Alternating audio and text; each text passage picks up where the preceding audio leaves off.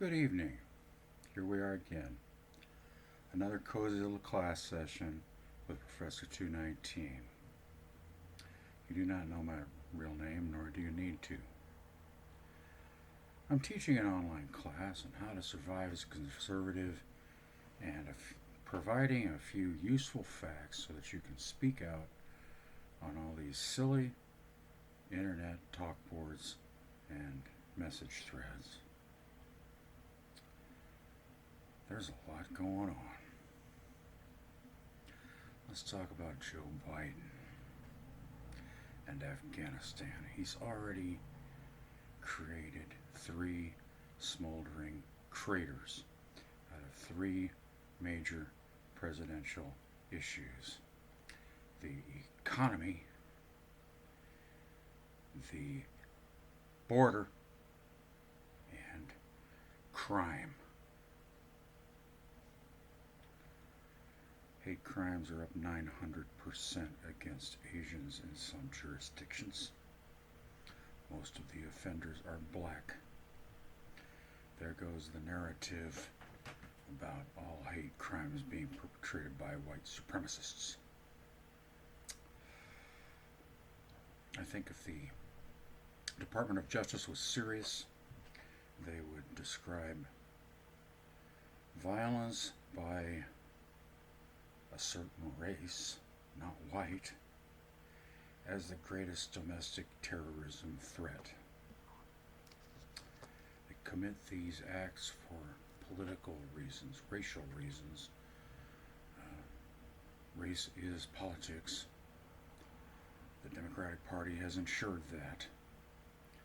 So these are political acts of violence. The worst racial violence in the history of the city of Philadelphia was between blacks and Asians.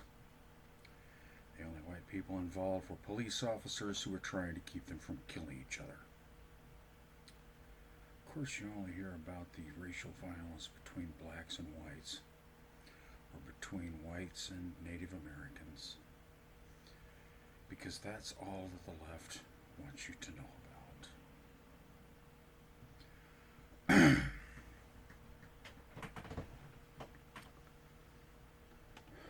Biden is creating a new smoldering crater for another big presidential issue: national security. Kabul is becoming Joe Biden's Saigon. The airport is under fire. U.S. personnel and civilians in the city are being advised to shelter in place while U.S. forces attempt to secure the airport so that they can be evacuated. Otherwise, we're going to have helicopters landing on rooftops. Have we seen this movie before?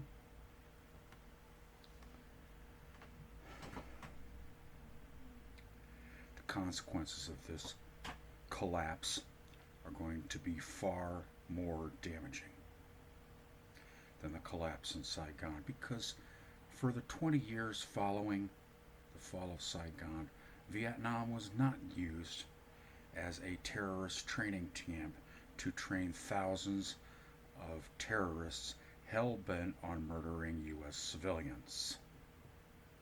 That is exactly what's going to happen to Afghanistan as soon as the last U.S. troops pull out. The Taliban is still very cozy with Al Qaeda. The Taliban is also friendly with ISIS. Both of them will be setting up terrorist training camps at our former bases in Afghanistan in a matter of minutes.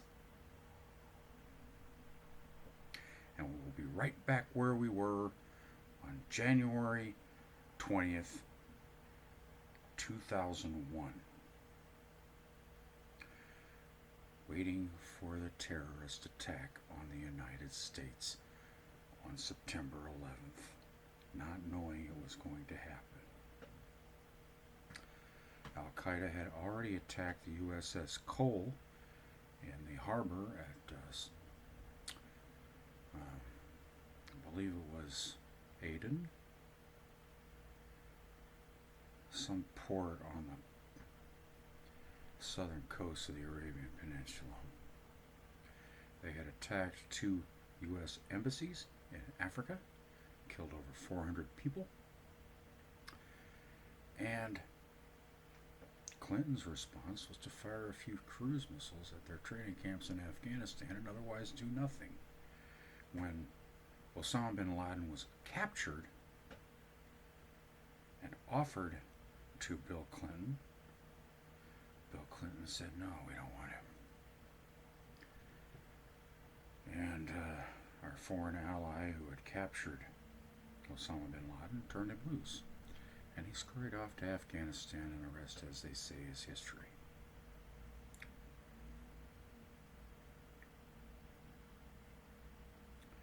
Just remember, there's always a dozen guys somewhere in the Middle East itching to become the next bin Laden. Now is their opportunity. You know, I really, really wish Joe Biden would grow a pair of balls. He could just call up the chairman of the Joint Chiefs of Staff and his defense secretary on a 100% secure telephone line, and he could just say, "Look, here's my plan, gentlemen. Speak up now if you have any objections. Everything that has gone before in my presidency, as far as Afghanistan goes, is a gigantic head fake. We head faked to the left, and now we're going to run to the right and run down the sideline for a big touchdown. And we're going to win the Super Bowl against the Afghanistan rebels, these Taliban creeps." When they took all those provincial capitals and they started storming Kabul, you gentlemen were watching where they came from, didn't you? So now you know where their hidey holes are. You know where they came from. I want 140,000 U.S. troops landing in Afghanistan to destroy the Taliban. They have stepped out into the open. They have shown themselves. We know where they are now, and we know where they will run when we start shooting again. I want a plan on my desk in the Oval Office in 4 hours. I want that plan to start to be executed in 8 hours. We will destroy the Taliban. Every soldier currently serving for the Taliban will either be dead or in Guantanamo Bay or on the run, hopefully in some foreign country, within 30 days. Of course, this is Joe Biden we're talking about. He's never going to grow a pair of balls. He's not smart enough to figure out that now is his chance. He could go into the history books as one of the best military leaders to ever occupy the Oval Office. Instead, he's going to be a miserable failure, just as he has been for the past 7 months, on the economy, on the border, and on crime.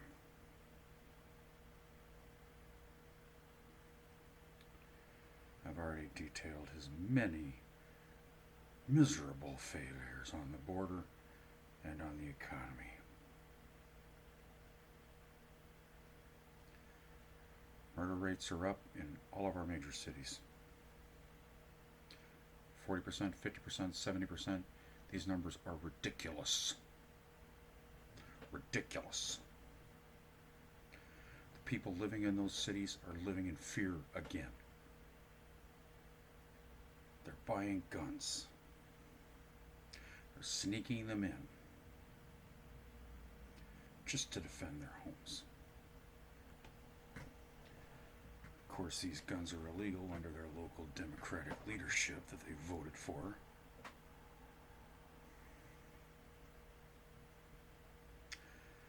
going to get a lot worse before it gets better. Get ready. Last time when I talked about gathering up medical supplies and medications, I focused on your family's medications.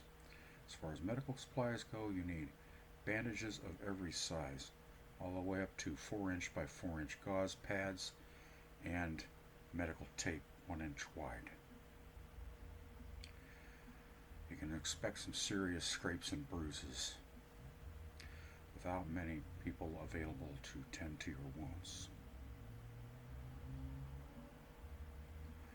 If there is civil unrest in your area, you can expect burns,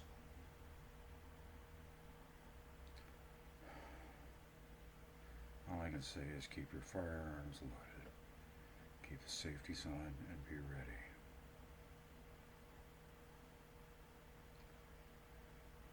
I hope I'm wrong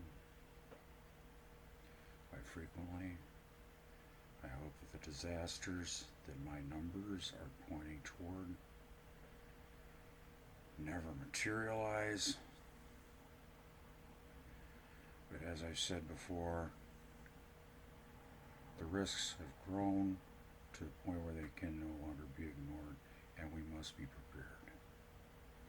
Particularly if you live in a big city controlled by the Democratic Party, where they're talking about or have already executed defunding for their police departments. Seattle and Portland, in particular, Minneapolis, they've proceeded with redirection of some or all of the funding for their police departments, and the results are painfully obvious and easily linked to that absence of police.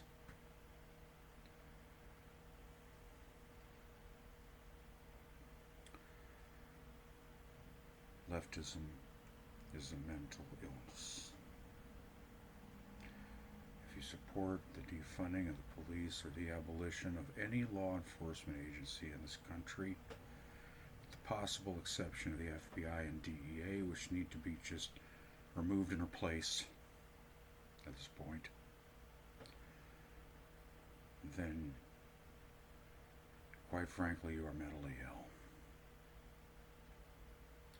The consequences of defunding the police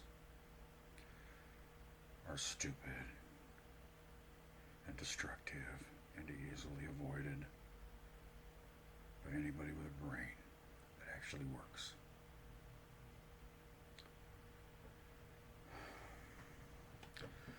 On a lighter note, I'm enjoying some big wins in court and in Albany, New York, where Andrew Cuomo's political career is now in smoldering ruins, much like much of Afghanistan. The bonfire was toasty and very gratifying to watch. That's about all I have for tonight. If you enjoy what you've seen, please give me a thumbs up on YouTube. Share this video with your friends, especially your conservative friends, on any social media you choose. Facebook, Twitter, Rumble, BitChute, Vimeo, Instagram, Telegram, you name it. Share these videos far and wide. Let's get the word out there. Comment below if you'd like. I will respond. Oh, one other thing before we go.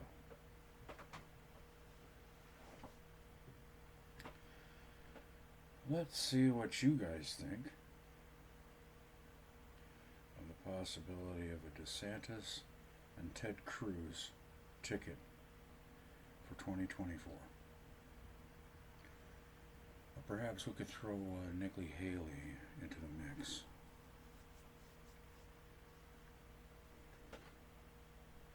Maybe Tim Scott.